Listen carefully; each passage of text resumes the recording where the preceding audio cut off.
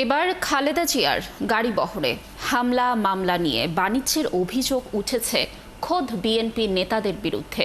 জানা গেছে, মোটা অঙ্কের টাকা লেনদেনের বিনিময়ে অন্তত 4 জন গুরুত্বপূর্ণ আসামির নাম বাদ দেয়া হয়েছে, যার কিছু তথ্য প্রমাণ ও ছবি ৭১ টেলিভিশনের হাতে এসে পৌঁছেছে। দর্শক দেখুন আশিক মাহমুদের অনুসন্ধান। ২০১৫ সালের ২০ এপ্রিল ঢাকা উত্তর সিটি কর্পোরেশনের মেয়র পদে বিএনপির প্রার্থী তাবিদ আওয়ালের নির্বাচনী প্রচারণায় অংশ নেন দলটির চেয়ারপারসন বেগম খালেদা জিয়া। ওই সময় কারওয়ান বাজারের বাপেক্স ভবনের সামনে খালেদা জিয়ার গাড়িবহরে হামলা করে আওয়ামী লীগ ও তার বিভিন্ন অঙ্গ সংগঠনের নেতাকর্মীরা। এই হামলার পর সমালোচনার ঝড় ওঠে গোটা দেশে, যদিও তখন থানায় কোনো মামলা করতে পারেনি বিএনপি। জুলাই গণঅভ্যুত্থানের মুখে আওয়ামী লীগ সরকারের পতনের পর গত বছরের ২২ আগস্ট তেজগাঁও থানায় হত্যা চেষ্টা মামলা হয়, যার প্রধান আসামি ক্ষমতাচ্যুত প্রধানমন্ত্রী শেখ হাসিনা ও সাবেক স্বরাষ্ট্রমন্ত্রী আসাদুজ্জামান খান কামাল। মামলার বাদী তেজগাঁও থানার ২৬ নম্বর ওয়ার্ড বিএনপির সাধারণ সম্পাদক বেল্লাল হোসেন। এই পর্যন্ত সব ঠিকই ছিল, কিন্তু বিপত্তি বেঁধেছে অন্যখানে। ৭১-এর কাছে অভিযোগ এসেছে টাকার বিনিময়ে এই মামলা থেকে বেশ কয়েকজন গুরুত্বপূর্ণ আসামির নাম বাদ দেওয়া হয়েছে। অভিযোগের সত্যতা জানতে অনুসন্ধানে নামে টিম ৭১। অনুসন্ধানকালে ৭১-এর হাতে আসে এই মামলার একাধিক এজাহারের কপি, যার প্রথমটিতে আসামি করা হয়েছিল ১৩৩ জনকে, দ্বিতীয়টিতে ১০২ জন, তৃতীয়টিতে আসামি করা হয় ১০১ জন।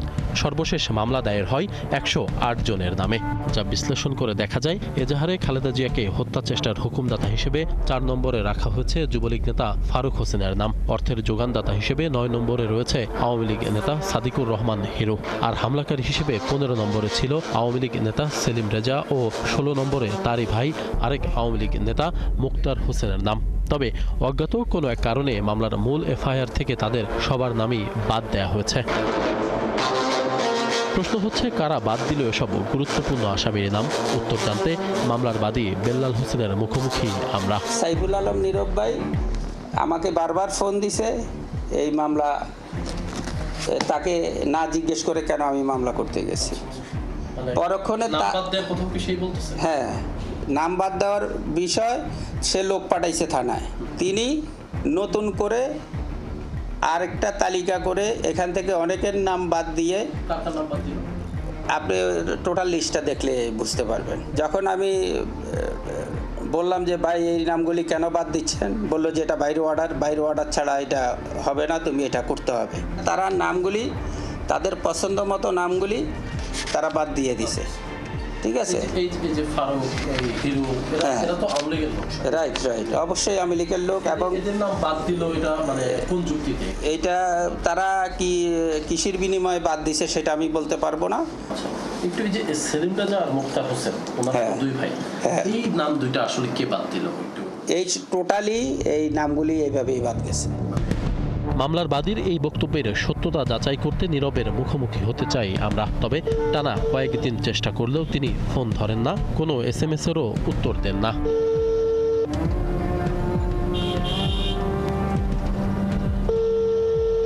কেন এসব আসামিদের নাম বাদ দিলেন তারা? এবার সেই প্রশ্নের উত্তর খোঁজার পালা। শুরুতেই কয়েকটি ছবির দিকে নজর দিতে হবে। এই ছবির মাঝখানের ব্যক্তি বিএনপি নেতা বেল্লাল হোসেন, যিনি খালেদা জিয়ার গাড়িবহরে হামলা মামলার বাদী। তার ঘাড়ে হাত দিয়ে দাঁড়িয়ে আছেন আওয়ামী লীগ নেতা সেলিম রেজা। তিনি খালেদা জিয়ার গাড়িবহরে হামলা মামলার ১৫ নম্বর আসামি ছিলেন, কিন্তু মামলার এফআইআর থেকে তার নাম বাদ দেওয়া হয়েছে। তাদের এমন ঘনিষ্ঠ মুহূর্তের আরও বহু ছবি ৭১-এর হাতে এসেছে। তারা কখনো মাওয়াঘাটে গিয়ে প্লেট ভর্তি করে খাচ্ছেন ইলিশ, কখনো আবার রাজধানীর নামি দামি হোটেলে দিচ্ছেন আড্ডা। সেলিম রেজার সাথে আপনার এখনকার এত সখ্যতা কেন? বিভিন্ন জায়গায় খাচ্ছেন, ঘুরছেন, ঘাড়ে হাত দিয়ে ঘুরছেন, এক গাড়িতে ঘুরছেন। সেলিম ভাইয়ের সাথে আমার কোনো সখ্যতা নেই, এইটা আমার কখনোই ছিল না, এখনো নাই। যে ঘাড়ে হাত দিয়ে গলায় গলায় সখ্যতা নিয়ে আপনারা ঘুরছেন বিভিন্ন জায়গায়, এগুলো কি আসলে তাহলে কি মিথ্যা?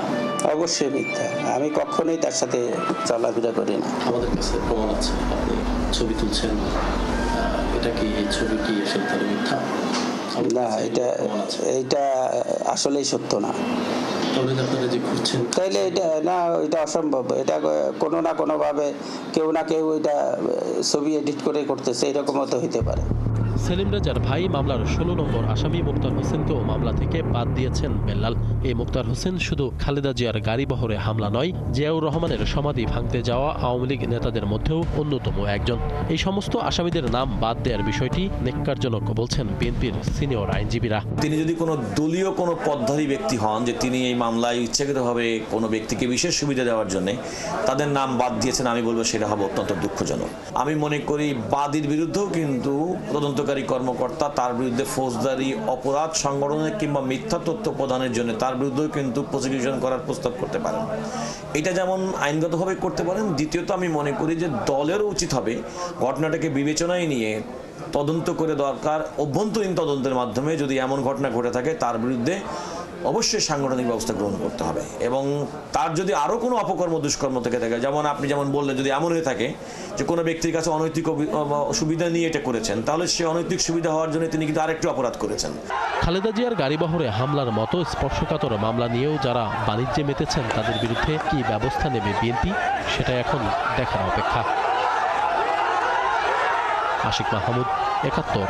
পিআর পদ্ধতিতে নির্বাচনের দাবিতে দেশকে একটি অরাজক পরিস্থিতির দিকে ঠেলে দেওয়ার চেষ্টা চলছে বলে অভিযোগ করেছেন বিএনপির স্থায়ী কমিটির সদস্য ডাক্তার এজেডএম জাহিদ হোসেন। একটি গোষ্ঠী নিজেদের স্বার্থে নির্বাচন পেছাতে চায় বলেও অভিযোগ করেন তিনি। অপরদিকে নির্বাচন বানচালে ষড়যন্ত্র করে কোনো লাভ হবে না বলেছেন বিএনপির ভাইস চেয়ারম্যান শামসুজ্জামান দুদু। আলাদা দুটি অনুষ্ঠানে যোগ দিয়ে এসব কথা বলেন তারা। দর্শক, বিস্তারিত মাহিলা ইসলামের রিপোর্টে।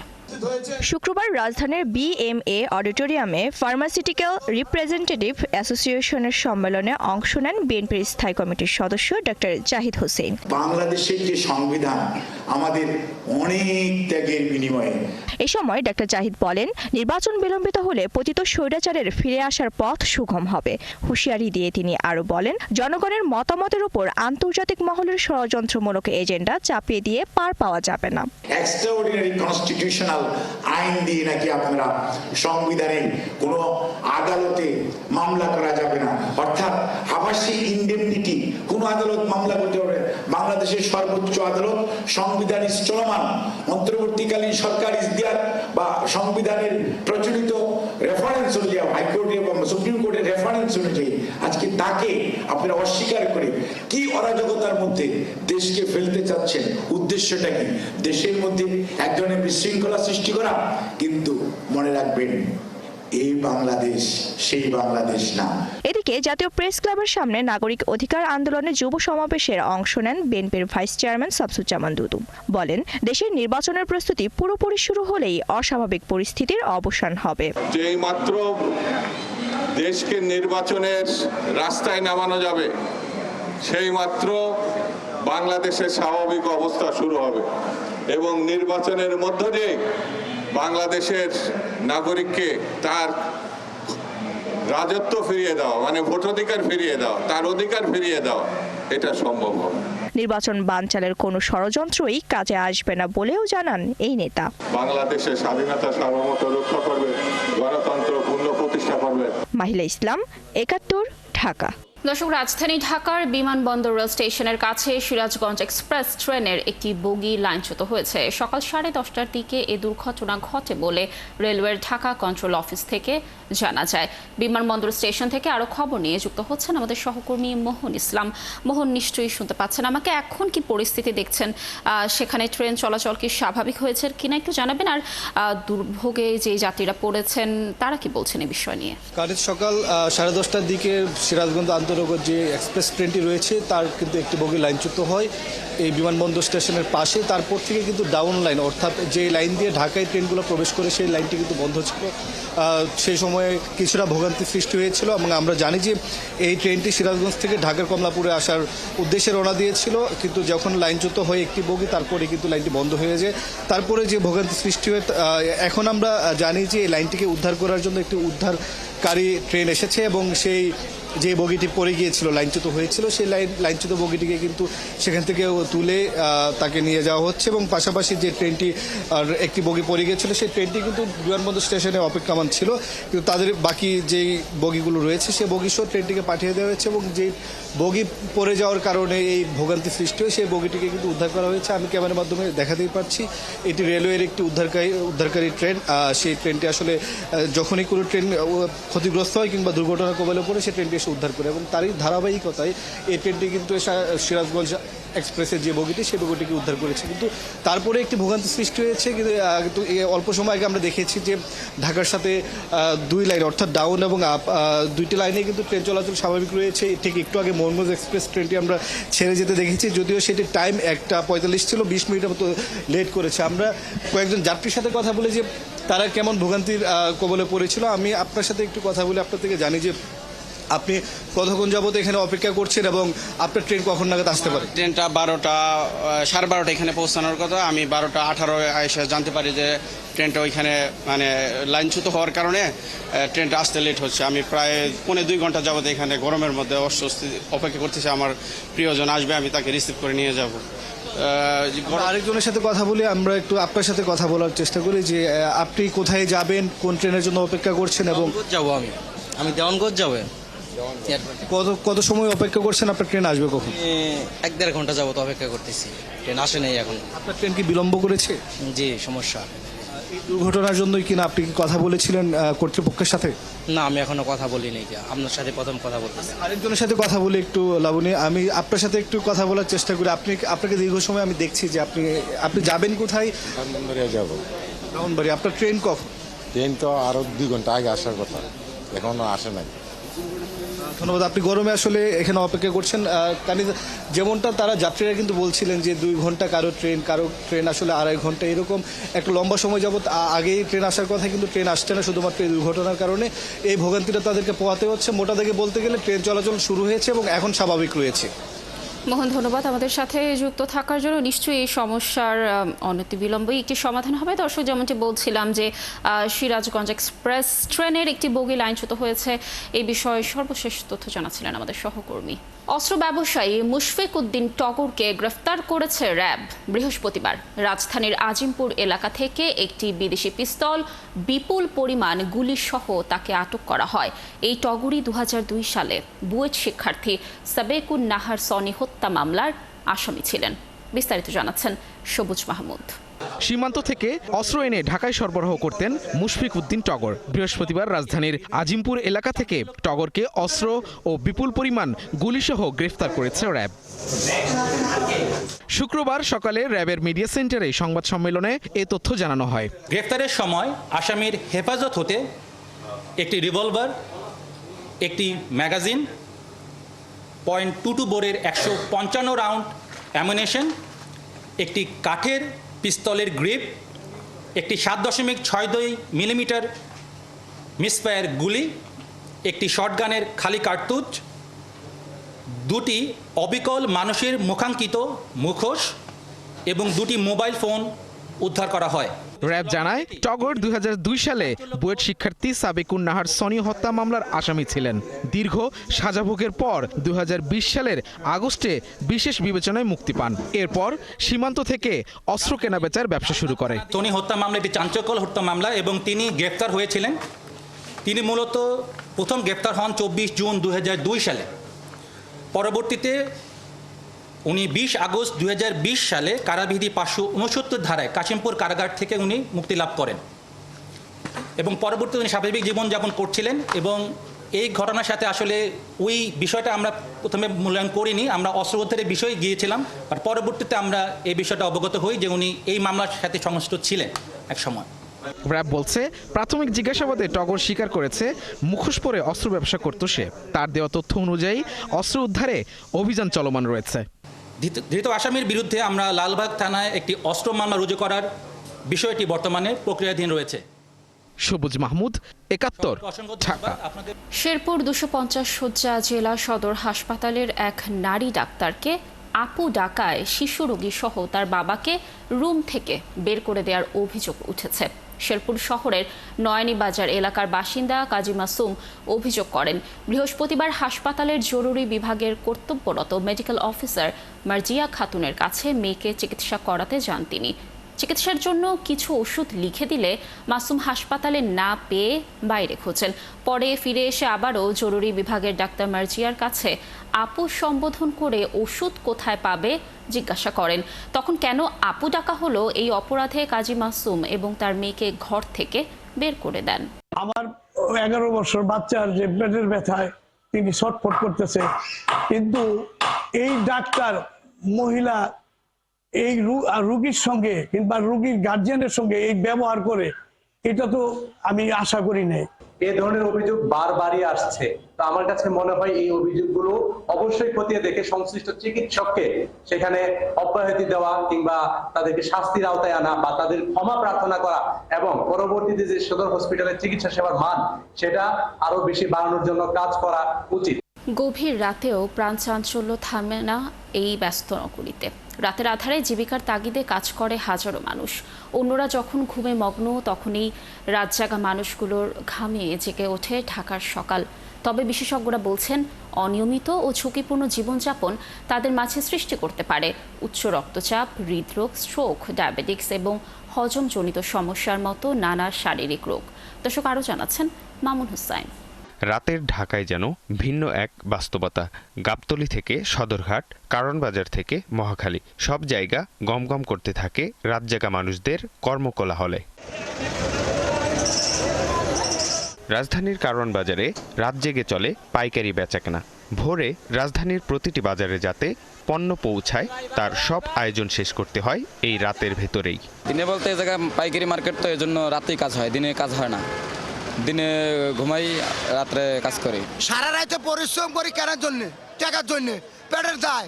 পার্টির গাড়ি ঘুরে আসে, এগুলি বিক্রি করতে হয়। আরো লোকজন আছে সাথে, শরীর খারাপ লাগলে 10 মিনিটের জন্য রেস্টে যাই, আরেকজন উঠে। রাতের আরেক পরিচিত দৃশ্য চায়ের দোকানের আড্ডা। ড্রাইভার কিংবা কর্মজীবীদের কাছে এগুলোই সাময়িক বিনোদনের একমাত্র ভরসার জায়গা। আমরা রাত্রে 24 ঘন্টার ভিতরে, আমি দিনে 2টা বাজে আসি, রাতে 3টা 4টা বাজে যাই। আমার ছোট ভাই দিনে রাতে 3টা 4টা বাজে আসে, আবার দিনের 5টা বাজে যায়। রাত্রে কাজ করি বলতে পেটের দায় করতে হয়, দিনেও করতে হয়, রাত্রে করতে হয়। এক সপ্তাহ দিয়ে এক সপ্তাহ নাইট এভাবে করতে হয়। রাত্রে দুর্ঘটনাটা বেশি হয় ঘুমের ঝোলে, মানে বলতে গেলে অ্যাকচুয়ালি যদি গাড়িতে 2 জন রানিং থাকে, একজন হেল্পার একজন ড্রাইভার যদি রানিং থাকে, তাহলে কোনো সমস্যা হয় না। তবে রাতের কাজ কিন্তু সহজ নয়। দীর্ঘদিন অনিয়মিত জীবনযাপন করলে বাড়ে শারীরিক ও মানসিক নানা সমস্যার ঝুঁকি, বলছেন বিশেষজ্ঞরা। একজন সুস্থ স্বাভাবিক মানুষের বেঁচে থাকার জন্য মিনিমাম পর্যাপ্ত যে ঘুমটা দরকার সেটা 6 থেকে 8 ঘন্টা। ঠিক আছে, আমরা যখন ঠিকমতো ঘুমাতে না পারি, তাহলে আমাদের যে ব্রেন কাজ করার জন্য যে আমাদের যে ফাংশন সেটা ঠিকমতো কাজ করে না। ঠিক আছে, দেখা গেল যে হাইপারটেনশন, ডায়াবেটিস অথবা স্থূলতা, যেটা বলে ওবেসিটি, এই ধরনের প্রবলেম হতে পারে। এগুলো তো শারীরিক, কিছু মানসিক সমস্যাও হতে পারে। ঠিক আছে, ডিপ্রেশন, অ্যাংজাইটি এগুলোও হতে পারে। অন্যরা যখন ঘুমে মগ্ন, তখন এই রাতজাগা মানুষগুলোর ঘামে জেগে ওঠে ঢাকার সকাল। তাদের শ্রমেই তো প্রতিদিন নতুন ভোরকে বরণ করে রাজধানী। মামুন হুসাইন, 71, ঢাকা। বাজারে কোনো ধরনের সবজির দাম কমেনি, বরং বেশ কয়েকটি সবজির দাম বেড়েছে। পেঁয়াজ, এলাচ, ডিম, মসুর ডাল বিক্রি হচ্ছে বাড়তি দামে। 1 কেজি ওজনের ইলিশ বিক্রি হচ্ছে 2200 টাকা দামে।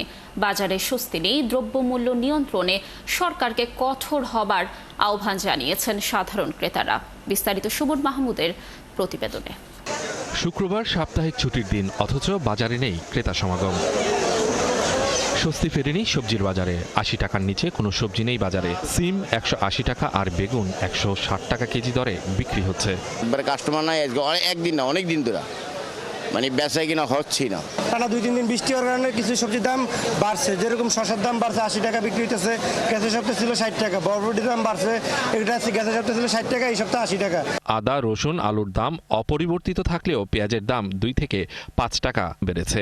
পেঁয়াজ গত সপ্তাহে আপনার 65 টাকা বিক্রি, 62 টাকা কিনছি, 60 টাকা বিক্রি করছি, আবার আপনার 68 টাকা কেনা পরে 70 টাকা বিক্রি করা লাগে। চাল, ডাল, মশলার মতো নিত্য প্রয়োজনীয় পণ্য বিক্রি হচ্ছে আগের দামে, তবে এলাচের দাম বেড়েই চলেছে। মশলা আইটেমটা যেগুলো আছে এগুলো ভিতরে এলাচির দামটা একটু বেশি। মাছের বাজারে সব ধরনের মাছের যোগান ভালো, তবে চাষের মাছ কেনার সুযোগ থাকলেও নদীর মাছের দাম আকাশচুম্বী। আর 1 কেজি ওজনের ইলিশ বিক্রি হচ্ছে 2200 টাকা থেকে 300 টাকায়। বেড়েছে ডিমের দামও। 400 গ্রাম আধা কেজি 1200 টাকা কেজি, মানে আধা 400 গ্রাম ওই বেশি আর 1200 টাকা কেজি। এগুলো হচ্ছে 5টা 6 টাকা কেজি 600 টাকা কেজি। 1 কেজি 200-300 গ্রাম কেজি বেচতেছি 2250 টাকা কেজি। বোয়াল মাছ বেচতেছি 500 টাকা করে, আইন মাছ বেচতেছি বড়টা বেচতেছি 700 টাকা কেজি, আর ছোটটা বেচতেছি 500 করে, সাবিলা বেচতেছি 400 টাকা কেজি। ছাগল মনে করেন 1100, 1050 এরকম, খাসি ওই 1200 বেশি, আবার 1150 বেশি, 1100 বেশি সময়তে বেচা কিনি নাই, অর্ডার নাই। সপ্তাহে আপনার লাল ডিম বিক্রি করতেছে 135 টাকা, সাদা ডিম বিক্রি করছিলাম গেছে সপ্তাহে আপনার এসেছে 120 টাকা, এই সপ্তাহে 125 টাকা। সব দিকেই একটু নিম্নচাপ, দাম বাড়তি।